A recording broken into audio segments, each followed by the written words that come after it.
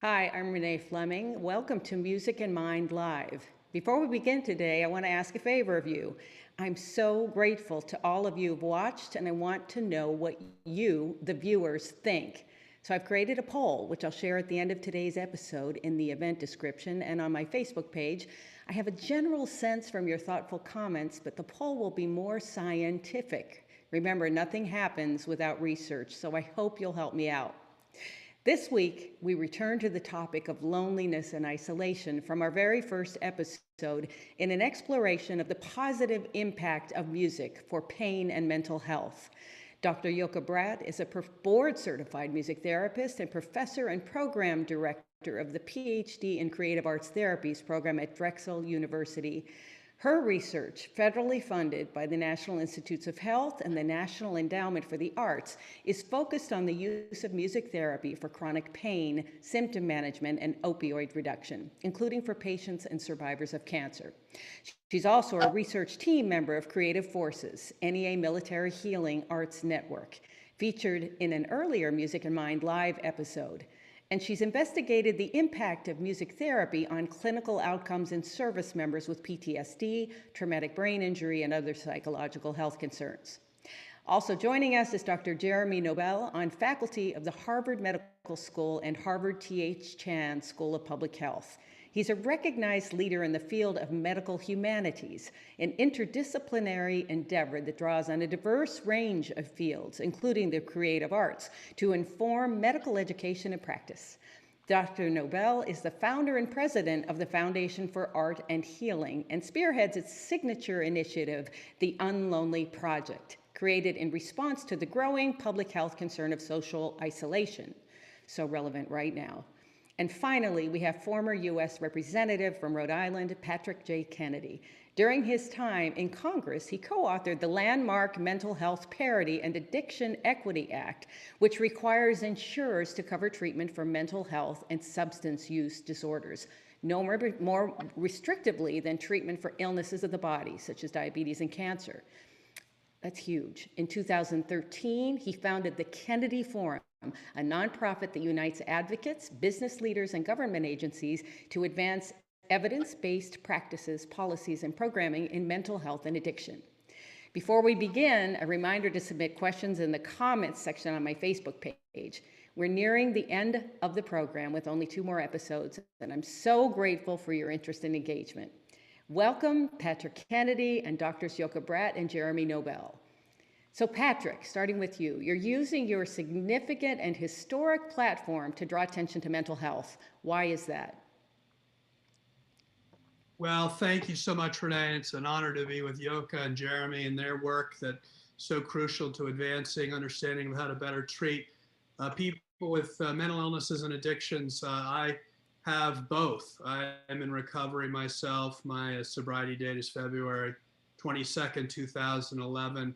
It took me leaving Congress, leaving where I lived, leaving everything I knew in order to start fresh and to rebuild my neuro links in my brain so that I could just try to adopt new patterns of thinking and a fresh start that would break old kind of habits and patterns of behavior. And cognitive behavioral therapy is the evidence form of treatment. I attend 12-step recovery, and I find that every day connecting with my peers is instrumental in me being connected to Jeremy's work. It's so important to my socialization. You know, people who have these illnesses like to isolate, and it's connection that really helps rebuild their sense of purpose and community. So I grew up in an alcoholic family. I think that these are tough illnesses to break the family cycle of. I was fortunate to be the primary sponsor of a law that basically said that we couldn't discriminate against the brain, and we had to treat brain illnesses in the same way as we treat all other organs of the body, as revolutionary as that might seem. It took a lot of work because people in recovery and who are active in their illness and their families really don't want to talk about these issues, and makes it very difficult to mount a political effort to get change. And change doesn't happen just because we have brilliant people who tell us that we know which direction to better take this. And if we adopt better strategies to treating these illnesses through prevention, like we're going to talk about today, through chronic care management, like we're going to talk today about, and like recovery, all of things that we need to enhance through our public policy, there isn't a strong kind of effort because we just don't have the numbers. My wife's running for Congress now. It's easy to get lists for people who care about the environment, or keep people care about organized labor, or any of these issues that have well-established advocacy. But this is an issue that affects every family, especially now COVID has hit and it's really exacerbated this for people. And unfortunately, we just don't have that entrenched advocacy. We can't produce lists. We can't produce the funding to support political change. I was able to get the parity bill done because I knew Chris Dodd, who at the time we passed the bill was chairman of the banking committee and managed to write the whole Economic Stabilization Act after the 2008 market collapse into my bill, HR 1424, the Mental Health Parity and Addiction Equity Act, therefore guaranteeing the parity would pass. But it was not because everybody agreed with parity. It was because they agreed with the $700 billion bailout of our economy. So it just shows you that we're still a long ways away from building that consensus. The good news is, frankly, in the silver lining in all this tragedy, is that everybody acknowledges that this affects everybody. Businesses especially understand the significance of productivity, absenteeism, disability in the workplace, and they're going to demand more of their third-party administrators, the insurance companies that insure their workers. And what that means is they need to have adequate networks of care so that people can seek the support that they need. Right now, if you're a worker or you're in any health insurance system, it's impossible to get access to care and to get access to care that works, frankly. And so essentially, that's the work of the Kennedy Forum. We're really trying to develop a better policy agenda. So no matter what committee you serve on in Congress, whether it's education committee, we can push social emotional learning, connectivity to mental health clinics in the schools, in the community. If it's healthcare, obviously we can do much better reimbursement of mental health. We can incentivize things like collaborative care, which talks about integration to the rest of the medical system. We can enhance the chronic aspect of chronic disease management. So these aren't just a series of acute episodes in terms of care. We can get in earlier. So stage 1 is where we should be screening people, not waiting till they get to stage 4 illness, which unfortunately is the case with mental illnesses and addictions. We wait until someone's at death's door before we intervene. We ought to be doing the same as we do with other illnesses, have the urgency to intervene earlier. So And tell me about, personalized first of all, yeah, thank you for giving us a small window into what the process is for getting this done, because I don't think any of us understand really the machinations of politics and I mean, that's extraordinary that you got that stimulus bill connected to your bill, which gave this parity a chance. Tell us about Psychub, because you've done so much already, and like candidates before you, you don't just have an idea, you actually know how to execute it and can execute it. So I think COVID is going to give you an opportunity to push this forward now, because so many people are suffering. I can only imagine that the instances of mental health, addiction, all of it is growing. So tell us about Psychub, because this is going to really help. Well, there's so much low-hanging fruit in terms of improving this system, and I obviously have been troubled by the fact there's no kind of Angie's List, there's no kind of Match.com out there where you can match your own diagnosis to therapists who know how to best treat that, and we need to, get experts who know how to particularly focus on eating disorders, grief, depression, anxiety, addictions. And it's not a one size fits all, which unfortunately a lot of mental health has been. We can do personalized medicine. We know in recovery that it's a combination of a physical illness, a mental obsession, and a spiritual malady. And in order to kind of bring back the whole of the person, you need to kind of complement approaches to all. And I know you're going to hear from Yoka about the kind of spiritual aspects that music kind of brings, and the connectivity with being part of a group. And I think that all of this is going to be what we need. And what we try to do at Psychub is provide some trainings and let people know what they should expect for their diagnosis, so they know who to look for. We have to also kind of give them that network of who to look out for. We have to educate family members. We have to educate medical professionals who have no understanding, really, because they never got the training to treat these illnesses. So we need to educate workforce, employers. We need to build a better management within the workforce so people know how to support people in their business. And this is good for them. In addition to averting disability, it encourages engagement. It makes it a place where people want to go work. And these are all things that is like we should be doing anyway. But Right, as I said, right. it's not always the case. Well, as I've traveled the country too, I've actually had some extraordinary experiences learning about, for instance, one patient, one young man actually in a hospital in Houston who had attempted suicide 3 times, and actually was connected with a music therapist who enabled him to create, to write lyrics, to set lyrics, and express himself in a way that he couldn't do with a therapist. He couldn't do sitting across from a therapist, because that is, for some people, just, it doesn't work. And not only did he get better, but they discovered that he was extremely talented in the process. So hopefully there'll be a way to connect these arts therapies as well to the site. That would be well, great. yeah, so I look forward to getting all of your assistance in doing that. We have to build this out, but Great. it's a sense of purpose.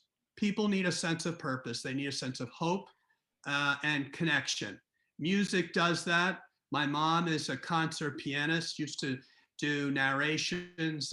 Remember growing up, her doing Peter and the Wolf. I learned every night that she used to play the piano, and now all of my kids are getting piano lessons. I mean, I believe in music as a great source of consolation for people and intimacy. It just brings that. So I love what Thank you. you're doing, and it's a great way to help We'll people. definitely keep talking. And speaking of music as a consolation, Yoka Bradt is going to tell us what else it can do. Welcome, Yoka. Your work is so relevant right now because of your focus on pain, which fuels the opioid epidemic, but which also affects those living with painful diseases such as cancer. I learned at the Ability Lab in Chicago that 100 million adults in the US live with chronic pain, and the cost to us is $635 billion a year.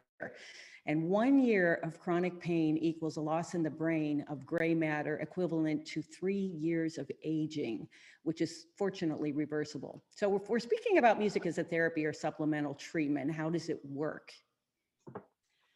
Yeah, thank you for those numbers, Renee. They're absolutely staggering. And yeah, so I want to share a bit about how music can help for pain management. And I would like to start off with debunking the notion that the only reasons or main reasons that music can help with pain reduction is through distraction and relaxation. I mean, surely music has an incredible power to distract our mind away from unpleasant things, and is also extremely powerful in helping us relax.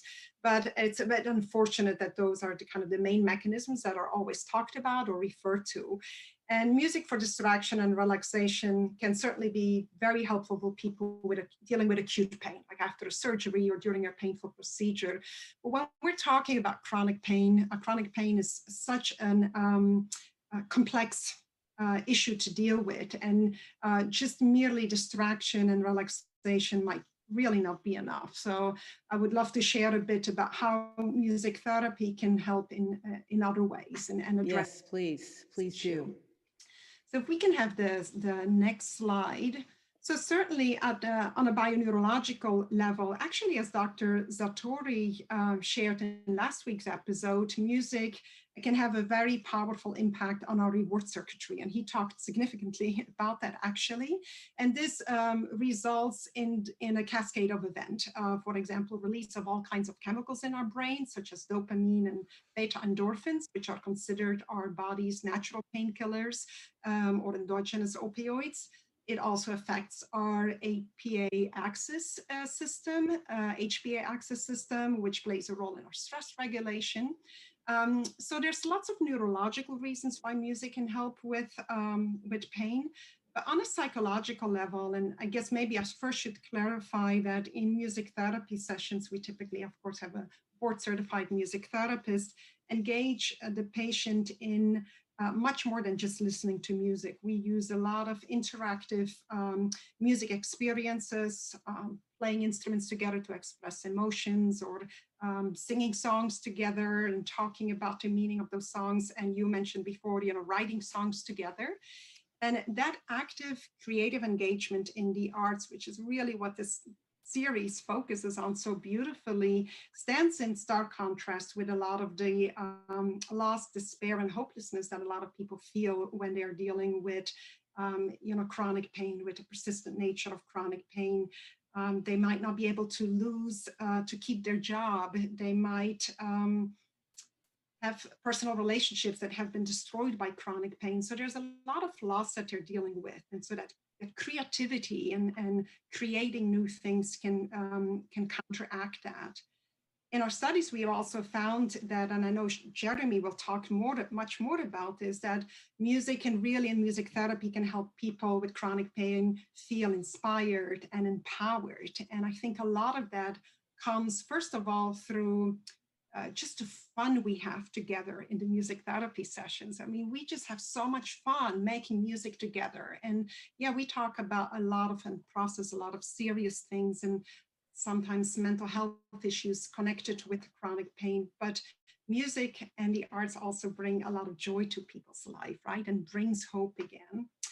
I think another very important component is that people often don't know, people with chronic pain may not know how to really communicate with their loved ones, their feelings, the needs that they're having. And I think we all have experienced that at times it's really hard to start those conversations about difficult feelings that you're having. And music can help start that conversation. So in our sessions, we work with our patients to not only help them express some of their emotions during the sessions and process those with the music therapist, but also to come up with strategies. How can you use music at home to get that conversation started? And we've seen just some really beautiful results with that. And yeah, we do. Yoka, do you know what science understands at this point about the neural mechanisms of pain? Because I kind of always am wondering why haven't we made more progress with this? It seems to be getting worse and worse.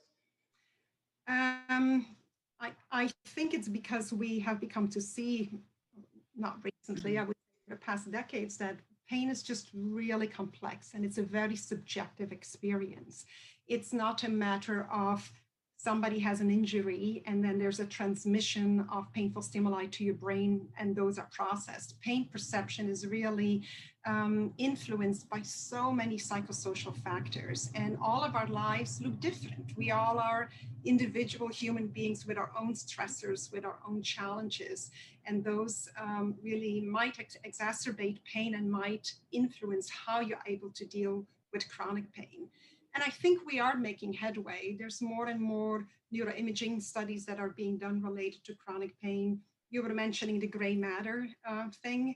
An interesting fact that I'm really intrigued by is that neuroimaging shows that people with chronic pain, their reward circuitry shows structural changes in neuroimaging due to the chronic pain.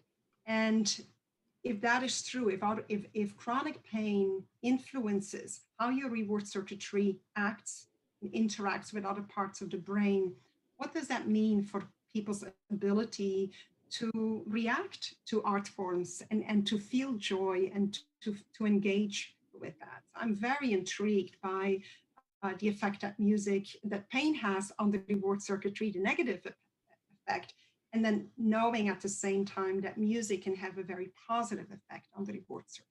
See, that's fascinating. I mean, there are two things that are really interesting to everyone. One is the phantom pain for people who are amputees who still have pain actually in the limb that they have lost. And another instance, of course, is somatic pain, which I've suffered from most of my career. It was sort of a distraction from performance pressure. But I find all of these subjects really interesting, and I hope science makes more progress with it. I know that they're using fMRI to image biomarkers in the brain to see treatment efficacy and brain changes following successful management. So you're working in this area as well, probably, right? Yeah, we currently have an NIH-funded study, a study funded by the National Institute for Nursing Research that is looking at the impact of actually looking at the mechanisms of how music therapy helps with chronic pain management in people with advanced cancer. And that study includes several biomarkers, actually. That's so great. Thank you so much. And, of course, this underlines one of the things we've looked at actually with the NIH, which is the integrative medicine and the whole body medicine. Hooray. This is where we want to be, kind of understanding how that we are whole people. Thank you, Yoka. We want to get to Jeremy. So, Jeremy, we're going to start by showing the trailer for your film festival. Great, thanks. It's our pleasure to welcome you to the launch of the 4th Annual Unlonely Film Festival.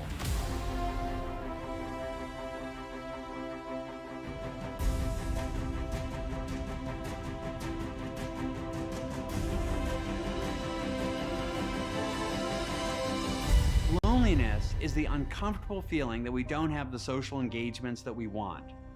It's the gap between the connection with others that we seek and what we actually experience, and it can have devastating consequences. Loneliness saps vitality, reduces productivity, and diminishes enjoyment of life. Over half of us are often lonely, and as many as a third of us are lonely right now. The Unlonely Film Festival is part of the Unlonely Project, the signature initiative of the Foundation for Art and Healing, whose mission is to explore and promote the idea that creative arts expression improves the health and well-being of individuals and community.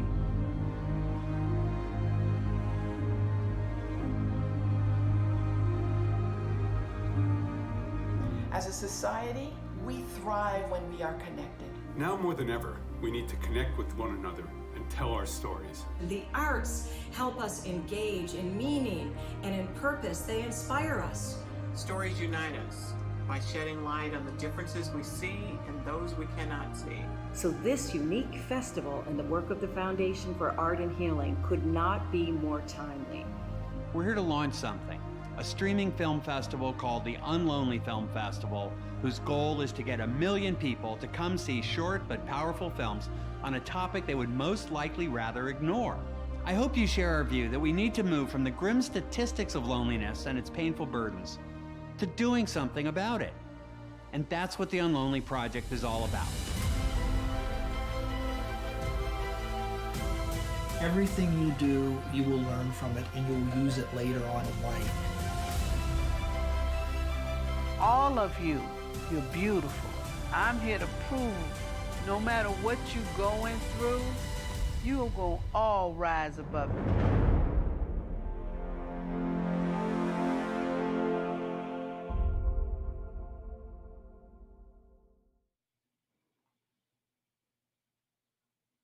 So firstly, I want to suggest that everybody go to the website and start watching these films. You will not be able to stop. They are addictive.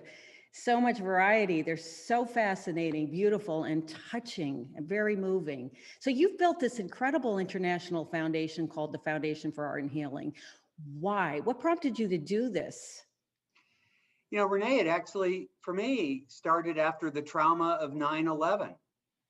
And I saw how powerful the arts were for recovery from trauma. And I'm not a psychiatrist, I'm a general internist, primary care physician, but it was just undeniable that the sharing of stories, you know, visual art, you know, it was everywhere, not just in New York City, but everywhere. And I thought, this is just too important to ignore. And, and so we built on that base. It's amazing. I mean, what has the response been, and what do you imagine, how many people suffer from this? Probably so many at one point in their lives or another.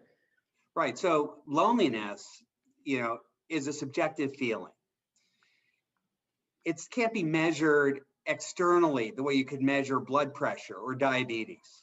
You can only measure it if you ask someone if they're lonely or not. And so many studies ask people if they're lonely, but underestimate the burden of loneliness because there's a lot of guilt and shame associated with it.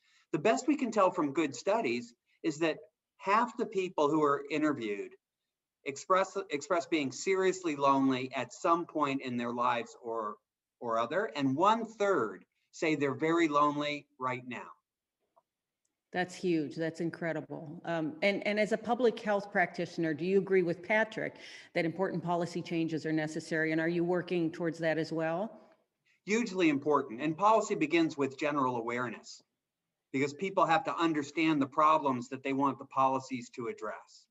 There's no question in my mind that loneliness is the biggest preventable risk factor for a classic triad of mental illness concerns: depression, substance abuse addiction, and suicidality. And the challenge is not loneliness increases the risk for those conditions, but if you have those conditions, you tend to isolate, withdraw, back away from friends, family, and community, and your conditions get worse. So it's a feed-forward cycle. So from your perspective, how do the arts work to address loneliness? It's incredibly non-intuitive, Renee, how they work. You think, okay, you know, if loneliness is a problem, you know, there must be some concrete science-based way to do it. I think the arts work, although they do impact the brain, they change how we make sense of the world in 4 very clear areas. So the first things the arts do is they get our attention. In a world where attention is distracted and we're all over the place, you hear a piece of music that's riveting. You know, I think many of us during COVID heard the symphonies playing on Zoom. You know, the incredible movements coming to us online just changed. We dropped everything and paid attention. So the first thing the arts do is they get your attention. The second thing they do is they inspire you. So what is inspiration? It's a very special kind of motivation. It's a motivation to make something better, to make yourself better, to make the world better. It's a higher order. And the third thing the arts do is they empower us. So not just agency, right? That we have a right to be happy, connected, and so on, but it gives us confidence, it gives us skill. Very timely now with the social justice movement. In fact, our newest initiative is Black Health and the Arts, using the arts to inspire people to have the confidence of self-agency to be as healthy as they can be, particularly people who are challenged with discrimination and marginalization. And the fourth thing that it leads up to, and this is the loneliness opportunity, is connection. For reasons we don't fully understand, when we engage with a piece of art, even though the experience is very personal, it connects us to the universal experience that the artist is trying to represent. And Joka was talking about some of those representations: despair. What's the scientific basis of despair? And yet every human being knows what it is, and we connect through the arts. That's how the arts can connect us. That's so interesting because I always imagine that the cure for loneliness is being social, but in fact, you're saying it's connecting with the universal that is really extraordinarily helpful. And we connect to the universal through other people. That's how it happens, and through ourselves. And so Yes. when you think, what is it about the arts that actually makes you healthy? The first thing is it puts you in the moment in a way that modern life seems to conspire against. Now with COVID-19 and quarantine, we're spending a little more time alone. Maybe this will have positive benefits for many people. People are already reporting that. But the other thing the arts do is they put you in touch with thoughts and feelings, often difficult ones, with a sense of curiosity, empowerment, and exploration. And they invite you to make something, whether it's a poem, a song, a drawing, a doodle. And that creation of something is all obviously neuroactive, our brains make it, but then you have an artifact. And we did quite a lot of work with this with active duty service members and veterans. You can share, you can tell your story through the art you've made, whether it's a song, a poem, a doodle, a drawing, right? And so that's really kind of, I think, the untapped power of the arts in public health and often also in the world in general.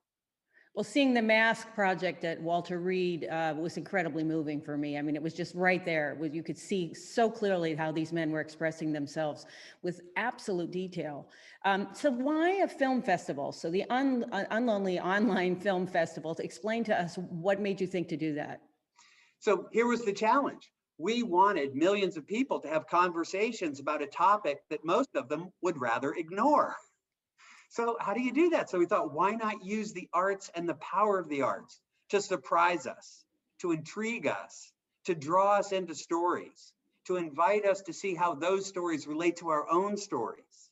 We've heard beautiful stories of mothers and children sharing our films with each other and having conversations. To Yoka's point, it's hard to have these conversations. And the art and film in particular, which is a storytelling medium, we're so fortunate to be working with Mike Pessernick, former president of Lionsgate Films. I think you know Mike. I know you've worked with him at the NeuroArts Blueprint. Fantastic work you're doing there. Yes. So Mike calls film our country's storytelling medium. And so we thought, why not use film to tell our stories? 35 short films streaming, no paywall, all free. Unlonelyfilms.org. Come see the films. Tell us what you think. Perfect. It's so wonderful. And I think you have one other wonderful thing that you want to share with us that tells this story. Well, I thought I'm sure many people out there are struggling with their own challenges with loneliness, particularly right now. And I'm a poet. And as part of that, I've had a chance to think about how poems can tell this story. I don't know whether we can show a slide I sent of a beautiful poem written by William Stafford that I think is very timely for the moment. It's called For My Young Friends Who Are Afraid. And I'll read the poem, but I'll particularly draw attention to the last two lines. There is a country to cross you will find in the corner of your eye, in the quick slip of your foot, air far down, a snap that might have caught. And maybe for you, for me, a high passing voice that finds its way by being afraid. That country is there for us, carried as it is crossed. What you fear will not go away. It will take you into yourself and bless you and keep you. That's the world, and we all live there. Thank you. That's beautiful. Thank you. I want to just raise one more thing because I saw the film last week, and then we just have a couple questions. The social dilemma. So, which it makes this a very strong case for rising teen suicide, social division, and even genocide attributable to Facebook and social media. So do any of you have thoughts on this in general, if you've seen the film? So you would think that Facebook connects us all, right? That we're not going to be lonely and it's going to be a very healthy thing, but in fact, perhaps it isn't. I know, Yoka, I think you're the only one who's actually seen it. Yeah, I mean, we were talking about it before we started, and it's just, The film absolutely blew my mind in actually seeing the mechanics of how social media can actually, rather than unite people and connect people, actually create a lot of divisiveness and disagreement and yeah, divide a country more and more into two extreme camps and actually because they monetize through our attention, and the algorithm doesn't know the difference between good and bad content or dangerous content. They just know that we're looking at it. Now, I just think I recommend it to everybody to see, because it's when we're especially talking about the subjects in this particular program, it is relevant, and for teens, that was especially disturbing to me. Renee, I have to add, in the national polling that's done on loneliness, the loneliest adult demographic right now appears to be 18 to 24 years old. And you have to ask the obvious question, does social media play a role in that? And ever the optimist, I can say, yes, I think it does. And I think there are ways to recraft how we use social media to move from the curation of a personal brand, where your sense of self-value and worth is number of likes and follows, to truly using the power of digital connection, like we're doing now with the people watching this show, to find the things that unite us, that we have in common, and grow those and build those and invite people to have the connections and the conversation using social media. We do that. We stream our films. We use social media to promote them. We have conversations on social media. So yes, it's a very dangerous time right now, where the social media could take us into very dark isolation at the individual and the political level, but it does not have to. Thank you. That makes perfect sense. That makes beautiful sense. So again, achieving it is another thing. I think it's something like bad news travels 6 times faster than good news. But so we have a few questions. This is an interesting one from Rachel. Why are so many musicians and artists troubled? So I can answer that. First of all, in my experience, almost none of them are. There was this notion when I started singing that in past generations, jazz musicians could not create. Creators could not really be good creators if they weren't in a lot of trouble. And I think that's fallen by the wayside now. On the other hand, I will say that performance pressure is a real thing, that we have very lonely lifestyles. I know all of us who are in the opera world have been pretty much on the road our entire lives, away from our friends and family. For conductors, it's even worse, because they are working round the clock to learn new music, and they're not fraternizing as much with the musicians they conduct. So it is a hard lifestyle, I will say. I'm privileged lifestyle. I'm grateful that I've had it, and one can certainly keep balance and do it well, so that you do have enough. You're not socially isolated. Adrian asks, how do we bring this to rural communities? Music does help with pain. I have personal experiences with family members with cancer. How can we enroll a family member in a study like this in a rural community? Yoka, do you have ideas about that? Yes, actually, a conversation we're having right now with our study team, because due to COVID, we had to move our NIH studies, who are with cancer patients, and one study is with cancer survivors, to telehealth platforms. We could not continue face-to-face. And of course, initially we panicked, but then we saw the benefits to this, that we're really testing now. How are we able to deliver these music therapy sessions, which involve a lot of interactive music making, via telehealth platform, and what will the benefits be? And we've talked about being able to access communities such as rural communities, but not only rural communities, even less rural communities may have a hard time accessing research studies or coming to a city to attend sessions, right, for all kinds of reasons. And so what about telehealth? Are there opportunities right now? Because telehealth seems to be reaching larger groups of people. Exactly. And I think testing that now, these interventions through telehealth platforms, gaining a lot of experience doing so, I think is really going to change the picture of how creative arts therapies are delivered in the future. And actually, quite honestly, medicine in general, right? Yes. Yeah. Yes. Jeremy, did you have a thought? telehealth is the answer. And then the question, just like social media, it's how you do it.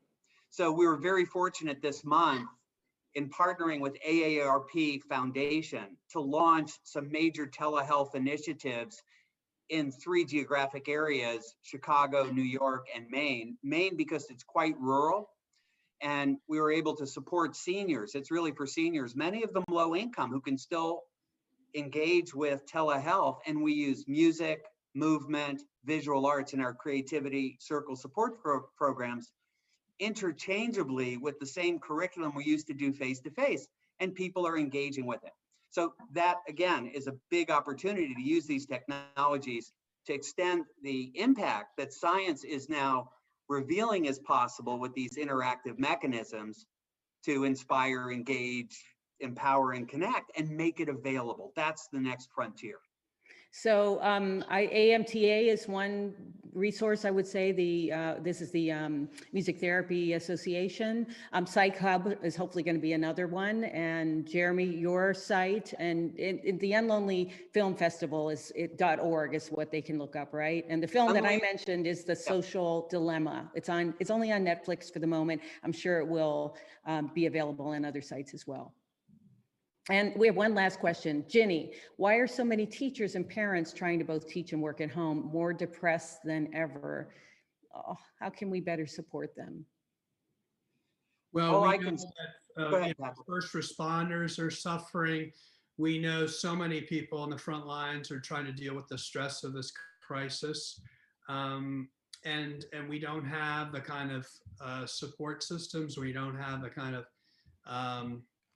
both employee assistance programs or kind of workers compensation support systems. And so, I think a much broader array of supports is going to be crucial.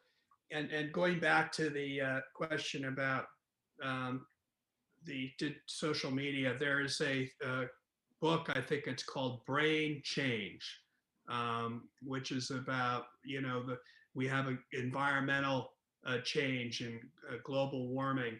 There is a significant new neural pathways being developed because we spend so much time on social media. And you have to do everything you can to set your phone aside at the end of the day, or when you're playing with your children. They need the eye contact, they need the physical embrace. We've become very distracted. That interrupts ability to build those intimate connections. I just don't think there's a public health understanding of the impact of social media. Thank you. Thank you. And we started a little late, but we're out of time now. I want to thank our extraordinary guests, Patrick Kennedy, Dr. Yoka Bradt, and Dr. Jeremy Nobel. We look forward to seeing you again next week. And for a reminder, do sign up for the newsletter at my Facebook page or my website, reneefleming.com. And I encourage you to review past episodes of Music in Mind Live on my Facebook page, Renée Fleming Music. Next week is our series finale. So I thought we should finish with my abiding passion, the human voice. We'll learn how our voices, and singing in particular, relate to our physical, mental, and emotional health. 4 amazing women will join me for this special episode. Stacey Amon is a board-certified music and vocal psychotherapist who started in the recording industry before discovering music therapy, earning her master's degree at NYU. She's been working in private practice and at rehabilitation centers and healthcare institutions like Children's Hospital of Los Angeles for more than a decade. Also based in LA, Dr. Nina Eidsheim is a professor of musicology at the UCLA Herb Alpert School of Music. She's been awarded multiple prestigious fellowships, and her published works include Sensing Sound, Singing and Listening as Vibrational Practice. She also began by studying voice and is co-editor of the Oxford Handbook of Voice Studies. I'm happy to say we'll have another guest from the cutting-edge MIT Media Lab, Dr. Rebecca Kleinberger. Part of the Opera of the Future group there, she's focused on the voice as a tool for both self-reflection and human connection. And her work's been featured in the Financial Times. She's collaborated with both Microsoft and Google. And to get to the heart of things, we'll welcome Dr. Jacqueline Kolinsky, cardiologist and associate professor at the Medical College of Wisconsin. She's leading an NIH-funded clinical trial investigating the effects of singing on heart health for older adults. Can't wait to talk to these guests about my favorite subject. So join us next week for our swan song. And don't forget to take the viewer poll. There's a link in the event description on my Facebook page. It will be a huge help as I look at new projects, and I'll share results with you next week. Thank you so much. Thank you.